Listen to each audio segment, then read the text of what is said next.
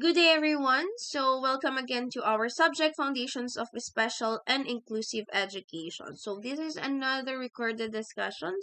Supposed to be, we are in our chapter 4 of in our curriculum. For today's discussion, we will talk about the components of a special and inclusive education. As you can remember, from chapters 2 and 3, policies and practices on how to make schools inclusive to all learners have been presented. Such school-wide changes in policy and culture are essential to provide the support and resources needed by teachers and staff. For today's discussion, our aim is to describe the components and processes involved in identifying children through assessment and providing varied means of support. So, at the end of this chapter or discussion, you are expected to enumerate, of course, the child find through the referral process. You have to identify the assessment tools, the methods and principles in working with children with additional needs. Aside from that is you have to identify the different placement within a continuum and compare the accommodation and curriculum modification. Let us now first discuss the child find through a referral processes. The referral for evaluation and special education services begins by identifying students who have additional needs and who may be at risk for developmental disabilities. The school guidance counselor or the early childhood teachers or the primary school teachers and the community-based daycare workers are often the first to notice such developmental delays in children. In other instances, the parents themselves notice the delays and seek consultation with pediatricians and other specialists. In the referral process, a child noted to have a significant difficulties in relation to expected competencies and developmental milestones and may be referred by parents and teachers for observation and assessment. A team professionals comprised of special education teachers, the counselors, the administrators, and psychologists who collaborate to determine the reasons for the observed challenges. They collaborate to find ways to meet the needs of children with developmental delays. According to Taylor, during 2009, um, children with noted developmental delays and difficulties are identified through observation and use of norm and criterion reference tests. Taylor provided an assessment model that begins with a referral process. They are not immediately referred to special education testing but are first provided with the necessary academic and behavioral support needed to address noted challenges. In his assessment model, Taylor explained that the initial step is to determine teaching areas where a learner will benefit from additional support through a variety of means.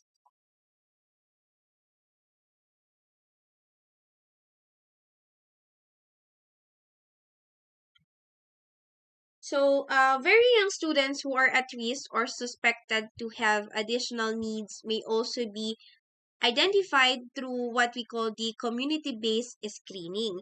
The child development and social workers are use developmental screening tools such as the Early Childhood Care and Development, or what we call the ECCD checklist that covers the items expected for a child's typical development. We will discuss this further in the next discussion. Once a program of the preferential intervention has been designed, implementation and evaluation follow to determine how effective it is in addressing the needs of the child. Let us now proceed to the preferential strategies. The essential in a preferential intervention is the use of the preferential strategies that are designed to provide immediate instructional or the behavior management support to child. So using such strategies lessens the number of the case referred for special education and makes efficient use of time and financial resources that could have been spent for a special education assessment. So this will also lessen the tendency of over referrals to special education and wasting time as children wait to be tested rather than receive the instructional and behavioral support they need. So for example, the example of referral strategies are the observation of the child's behavior, so including the interaction with parents, teachers and peers, the interview of parents and teachers to gather more information about the child. So review of school records and analysis of child's academic output through error analysis, portfolio assessment, and the criterion reference and curriculum-based assessment. So depending on the information gathered, corresponding changes can be made to manage the child's needs, such as the modification of the classroom environment. For example, is sitting arrangement, the group change, the teacher's proximity in class, so the instructional support, and relevant classroom and behavior management.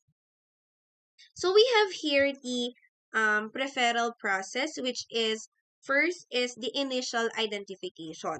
So in the initial identification,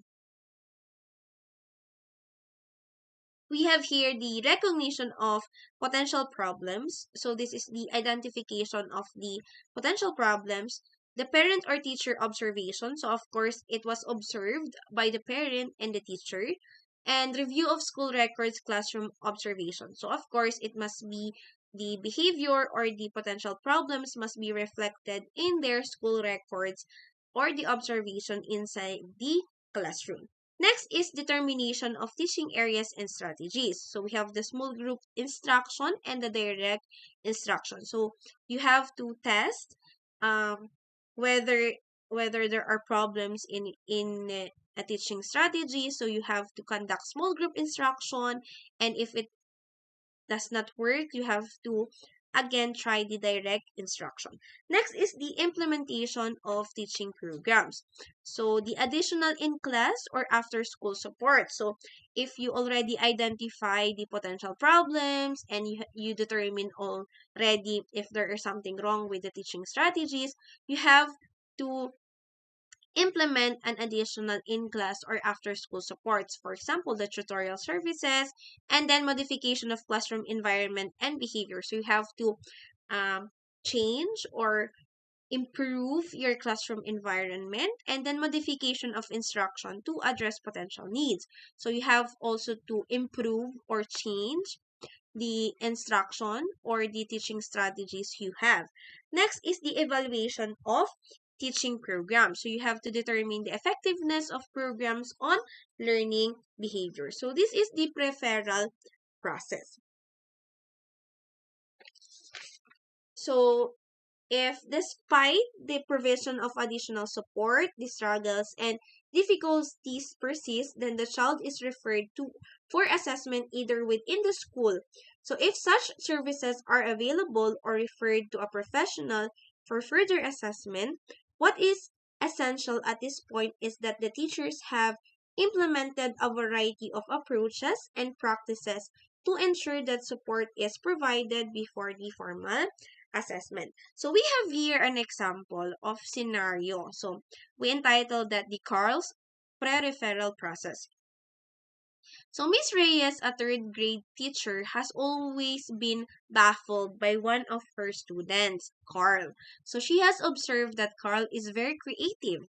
He loves to draw and is quite good at it. He is fluent and conversant in English and can create such imaginative stories. She noted, however, that unlike his peers, who can already read short stories for grade 3 and write paragraphs well, Carl is still struggling at the word level. So although he can create his own stories through oral narration, he can seem to write them down without having spelling errors. He gets very frustrated in such tasks that when he needs to answer essay questions in a test, he just scribbles a word or two and stops trying altogether. So Miss Reyes, together with the other subject teachers and the guidance counselor, discuss Carl's behavior and performance in terms of his strengths, needs, and strategies that have worked in the past. So they have noted that giving him a list of high frequency words and sight words has been helpful. So they suggested to pair him up with a classmate who is an able reader to help him during a writing task. They had a meeting with his parents and informed them that he will be given supplementary reading and writing practice worksheets to be answered at home to build automaticity automaticity in reading. And finally, he was recommended to join an after-school English remedial class to address his reading and spelling difficulties. So Miss Reyes decided to refer Carl to school guidance team to determine reasons to account for his difficulties. So the team advised Miss Reyes on what she needed to do in the pre-referral process. Miss Reyes collected his sample works across subject areas, reviewed his report cards from the previous grade levels, and had sit-down meeting with the rest of his teachers. So that is the process of pre-referral process. So let us now proceed to the assessment. So assessment is the process of collecting information about a child's strengths and needs. So it uses a problem-solving process that involves a systematic collection as well as interpretation of data gathered. So teachers and administrators make instructional decisions based on the assessment results. So these are the assessment purpose. Assessment has a variety of purpose in special and inclusive education. So it begins with initial identification that was explained in our previous section in child find and the referral process. So the results of an assessment are used to decide on a child's educational placement and to plan instructional programs for a child identified to have additional needs. So the progress monitoring and evaluation of teaching programs and services is another purpose. So the purpose of which is to determine how effective programs are to assist the inclusive teacher and special education teachers. So there are a variety of assessment methods that regular and special education teachers can use. So these are the following. So we have the interviews, the observations, the checklist or rating scales, and the most important one is what we call the test. So please take note that the test is only conducted by the school psychologists, the educational diagnosticians, and other related professionals. So this is to ensure that the results are valid and reliable. So we have here what we call the norm reference test. So these are the standardized assessment that compare a child's performance with a representative sample of students of the same chronological age.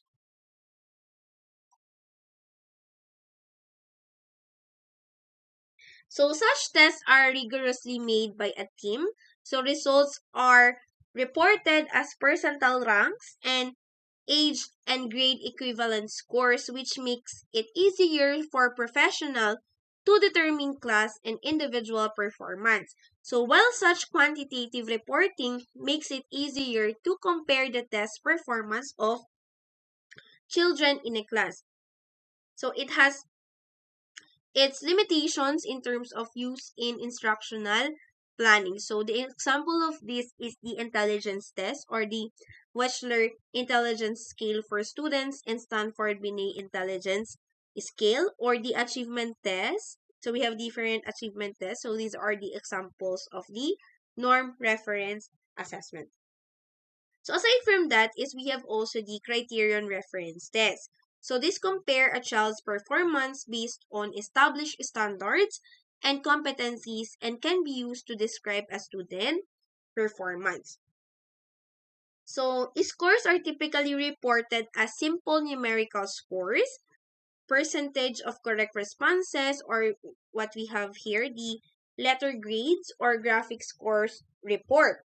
So such assessment data are more useful and relevant as these provide specific skills as child has mastered and those that need additional instruction.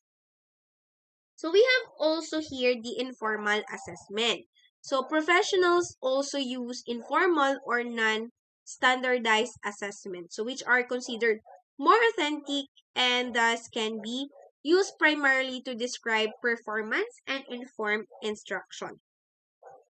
So such assessments can be curriculum based or performance based, such as the teacher made instruments used in classroom and portfolio assessment. So, for example, the use of reading inventories where a teacher listens to a child read while counting for accuracy and speed is an example of the informal assessment. So, we have also the authentic assessment. So, the use of tests, whether formal or informal, is only one method of assessment. So, there are other ways of assessing students considered at risk for developmental delays or have additional needs. So, one that is highly recommended by professionals is the use of the authentic assessment methods and tools. So, when we say authentic assessment, this provides students the opportunity to apply knowledge and skills in meaningful real-world settings rather than in artificial and contrived setting. So, for example of this is in the classroom or in the playground and etc. So, the assessment tasks that are more real life are considered more authentic. So, an example of the authentic assessment is the observation of young students as they interact with family members, the peers, and objects in naturally occurring activities across settings. So, for example, the home, the school, the playground, or the classroom, and etc., and routines. So during the observations, teachers and specialists can use running records which focuses on the occurrence of behavior as they happen sequentially. So the identified essential information to be included in a running record is we have the date and time of observation, names of children involved, the location of the incident, the verbatim recording of what the children said, and the actual events that occurred. So the anecdotal records contain shorter description of incidents or anecdotes that the teachers and specialists can use to analyze a student's behavior and plan strategies for a specific child or group of children. So other examples of authentic assessment of young children are the play-based assessment and portfolio assessment. So the different assessment methods and tools used to assess Carl after the pre-referral process are discussed in this. So this is the Carl's assessment. So despite the instructional support and after school remedial class, Carl continued to display difficulties in reading, spelling, oral reading fluency, and written expression. Because such difficulties persisted, Miss Reyes and the team decided to refer him to a developmental pediatrician and a school psychologist to conduct a psychoeducational evaluation to determine the underlying reasons for Carl literacy difficulties. So the school psychologists use a battery of tests, the intelligence and achievement test in reading, spelling, written expression, and math. He also interviewed Carl, his parents, and his teachers to know about his interests, strengths, and views about himself and gathered some of Carl's schoolwork. So the school psychologists then analyzed the results and eventually diagnosed him with a specific learning disability, or what we call the dyslexia. So we will discuss that further in our in chapter 6.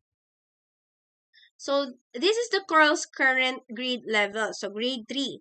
In his IQ average to high average level. So this is the result of the IQ of Carl. In reading level, however, beginning grade 1. So his level in reading is beginning grade 1. So instead, the reading level is for grade 3. Carl's reading level is beginning grade 1 only. So the written expression is below average. Reading comprehension, same with the reading level, that is the beginning, grade 1. Listening comprehension is grade 4. So again, Carl's current grade is in grade 3. So meaning the listening comprehension is ahead or above to his grade level.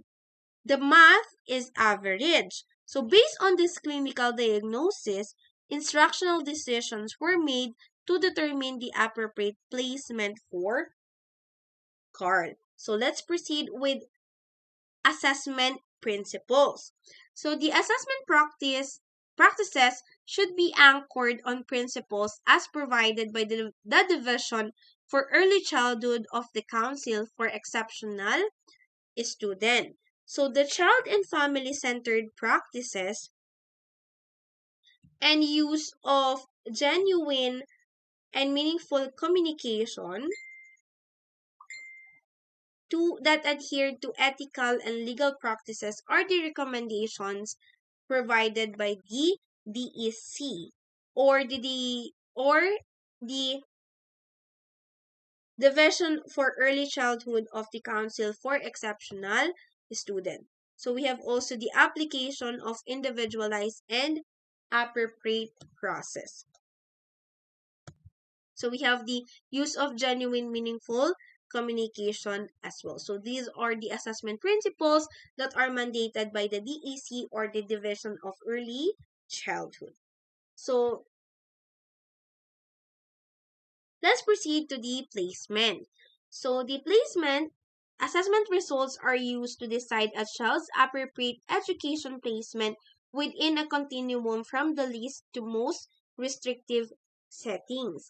So during the evaluation, student performance is assessed and the team determines if there would be any changes in the educational placement within the continuum. So teams will base this on their observations, assessment results, and other factors with the goal to move toward the least restrictive learning environment. So the sound decisions are made to allow the fluidity in the child's placement based on the child's strengths, abilities, and the needs. So we have here the general education classroom. So this is the least restrictive environment for a child with additional needs. So access to the same learning experiences and opportunities is provided as to typically developing students. So thus it is considered as the most normalized or typical setting. So the additional support in the form of accommodations or changes in expectation through curriculum modifications may be provided but still within the same classroom as peers within the year level. So the another option for placement is to be in a general education class, but the child receives supplementary instruction and services such as um, speech or the physical therapy, the occupational therapy, or the counseling services during the school day. So the options may be provided when such sessions are conducted either during school or as an after-school services. So students who may be part of the general class are pulled out of their class to receive instruction from a specialist teacher in a resource room. So in such placement, it is assumed that the child will benefit more from either a small group of or individualized instruction with a specialist teacher who will be able to more intensively target his learning needs. So other students need more intensive support that is not provided in a general education class. So teams may decide to recommend placement for a child in a more restrictive setting such as self-contained special education class but still located in a general education school. In this learning environment, all students receive individualized and group instruction with peers with disabilities and additional needs from a special education teacher. So, depending on the program goals, students may be given the opportunity to interact with typically developing peers through school community building activities. So moving up in the placement continuum, some students who need more intensive instruction and supports are educated in a special education class in a special education school. So team of professionals along with a special education teacher work with students with disabilities and additional needs in a highly specialized setting. So on the other end of the continuum is the most restrictive or isolated setting, so such as the residential facility where students live and receive their educational support 24 hours a day.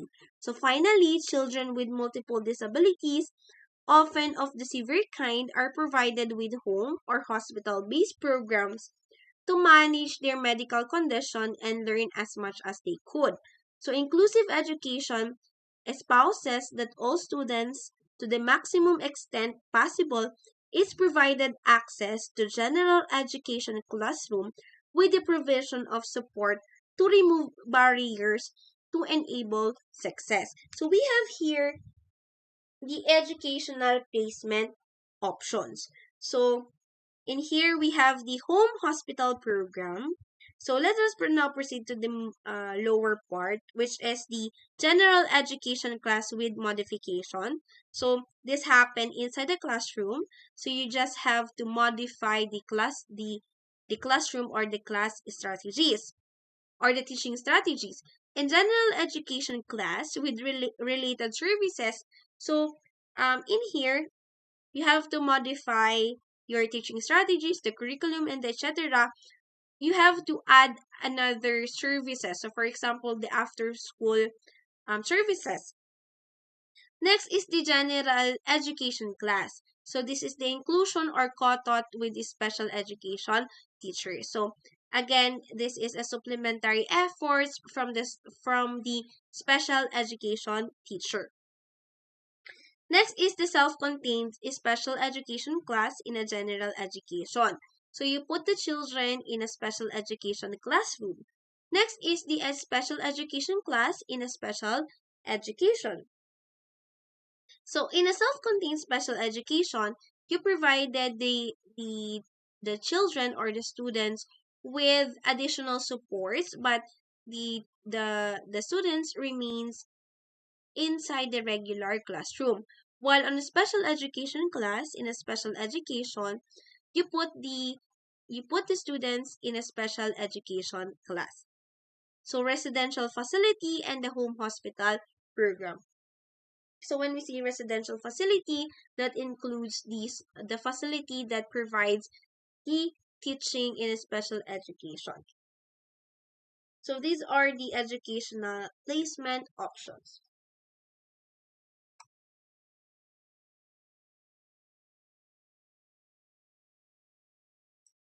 So the next would be the accommodations and the curricular modifications. So I will discuss this on the part 2 of our recorded discussion. So I will send you the part 2 of the chapter 4 discussion. So we will talk about the accommodations and the curricular modifications. So before we proceed to the part 2 of the recorded discussion, please answer the performance activity. So again, same mechanics and same format. Answer the following questions. This is consists of 30 points. Put your answer in the comment section below by following the format. Your name, your block, or your cluster and your answer. So the deadline of submission is on September 15, 2023, 8 p.m. only. So what is the best placement for Carl? So before we continue, let us pause and think about our sample case, Carl. So refer to Carl's assessment to review his background and assessment results.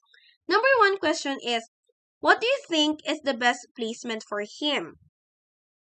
2, if he stays in his current school, what support does he need to meet academic expectations? Should he be pulled out of the school and study in a special school? So answer those three. Answer the best placement for Carl by answering the 3 questions. So if you are if you are not familiar with the story or the scenario of Carl, please go back to our previous discussion. So we've discussed here. So let me just go back to Carl's scenario. Just excuse me first. So we have here the Carl's pre-referral process. So we started assessing Carl's progress or Carl's condition by conducting the referral process.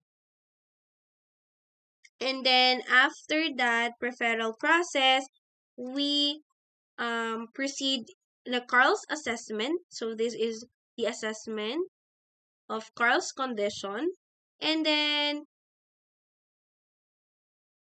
the next is we will conduct the placement. So if you have any questions regarding the performance activity, you can chat it in our official group chat. So again, thank you very much for listening, and I hope you I hope you understand something. And again, if you have any questions, please don't hesitate to ask it in our official group chat. So see you in our next discussion. So God bless everyone.